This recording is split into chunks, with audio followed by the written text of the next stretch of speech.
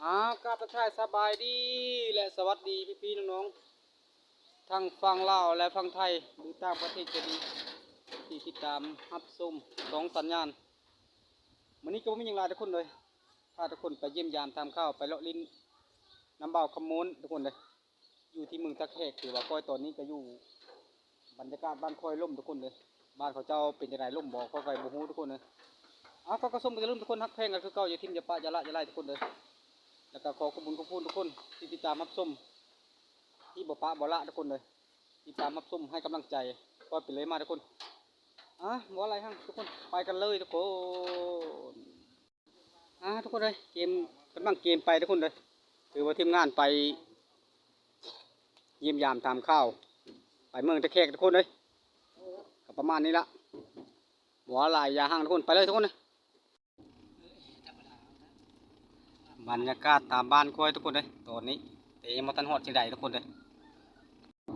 บรรยากาศตามสายทางทุกคนเลยถือว่าจักประมาณจังมุ่งสีหอดเมืองตะแคกทุกคนเลยแต่ว่าช่วงนี้ก็ประมาณ15 นาฬิกาทุกคนถือว่าจะคล้ายแรงทุกคนเลย1 โมงกับ13 นาฬิกาทุกคนเลยบรรยากาศกระลุ่มอยู่แถวบ้านคอยแล้วทุกคนยังแต่ยังไม่ทันไกลทุกคนเลยก็มีอย่างก็ติดตามรับชมไปทำกันทุกคนเลย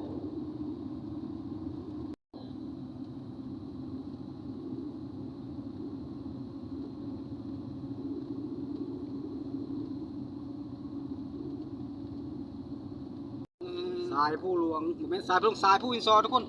ภาพมันจะโมนทุกคนเลยธรรมศาสตร์สวยดีทุกคนเลยส่งพ่อลูกกันนะปัน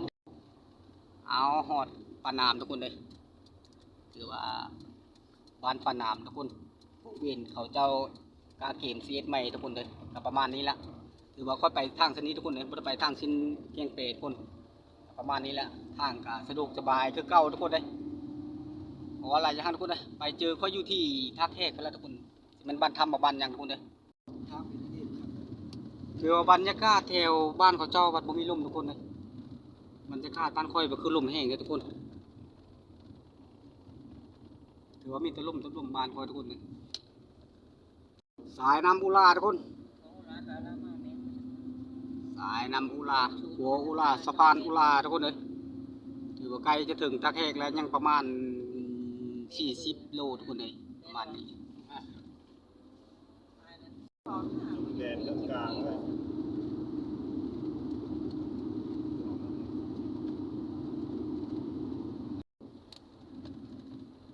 เกมจะเข้าคูซีนะทุกคนซีบางไพทุกคนเลยแต่เป็นมหาไซทุกคนขอโทษทุกคนในภาพกับประชัดพันใดทุกคน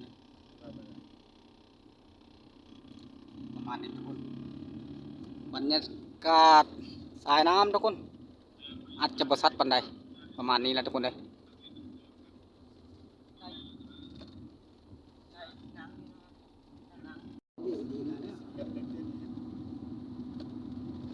ถือว่าทางก็สะดวกสบายอยู่ทุกคนเลยพอใส่ได้บ้านมหาไซถือว่าเมืองมหาไซทุกคนเลยก็ไม่ยังไรทุกคนเลยมีแต่คลิปภาพบรรยากาศประจำทางทุกคนทุกคนจะหดบ้านที่ไซก็ได้ประมาณนี้แหละนี่แหละวะโอ้แล้วตาม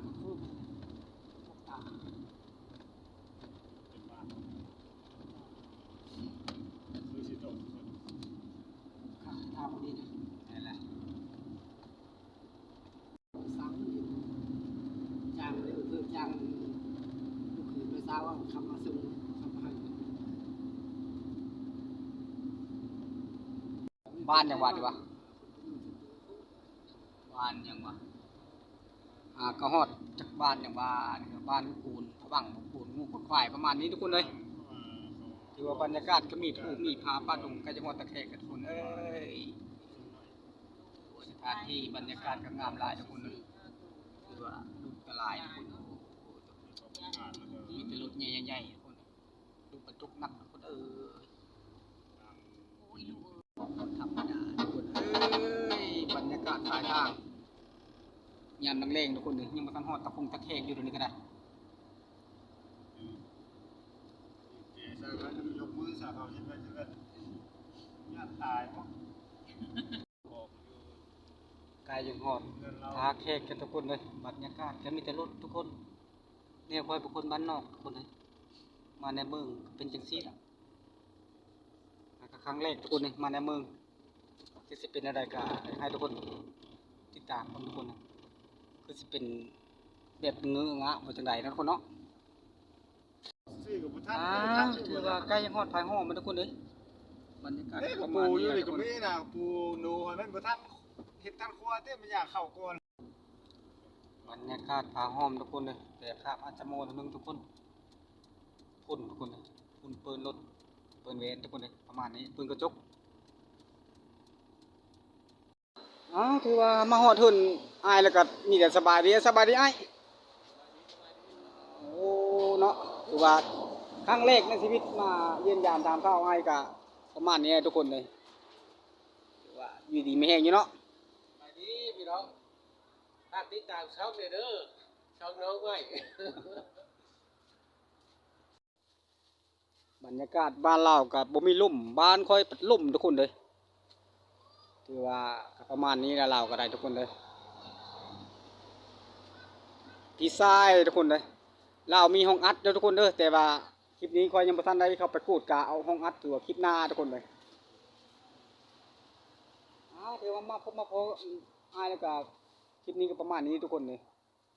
ประชุมแล้วก็อย่าลืมทุกคนฮักแพงกันคือเก่าอย่าทิ่มอย่าปะอย่าละอย่าไล่ทุกคนเลยแล้วก็ขอบคุณทุกคนที่ติดตามรับชมที่บ่ปาบ่ละทุกคนเลยเคยก็บ่มีหยังมีแต่คำขอบคุญขอบคุณแล้วก็ผมคิดมาทุกคนเลยเจอกันกินมาทุกคน